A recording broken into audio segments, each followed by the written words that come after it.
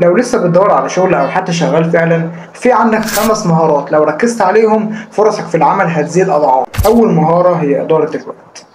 مش لازم تشتغل 10 ساعات، بس لازم تعرف إزاي تخلص أهم حاجة في أقل وقت، بإنك تكتب أولوياتك ومهامك اللي لازم تخلصها. تاني مهارة هي مهارة التواصل، ودي مهارة مهمة جدا جدا جدا. هتلاقي أغلب الناس في السوشيال ميديا بينصحوك إنك لازم تطورها.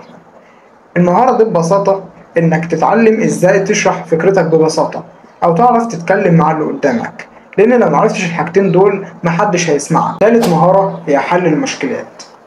مفيش شغل مفهوش مشاكل، بس في فرق بين الموظف العادي والموظف المحترف اللي بيقدر يحل المشكلة. الموظف المحترف أول ما بيشوف المشكلة يقول أنا عندي اقتراح أو أنا عندي حل.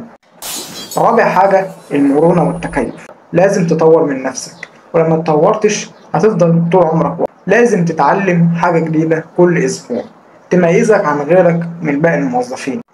خامس حاجة العمل الجماعي. مش لازم تبقى قائد، تتعلم ازاي تشتغل مع ناس مختلفة عنك. قول له في كومنت ايه المهارة اللي ناقصة او اللي عايز تطورها، وانا هساعدك بفيديو جديد ان شاء الله. سلام.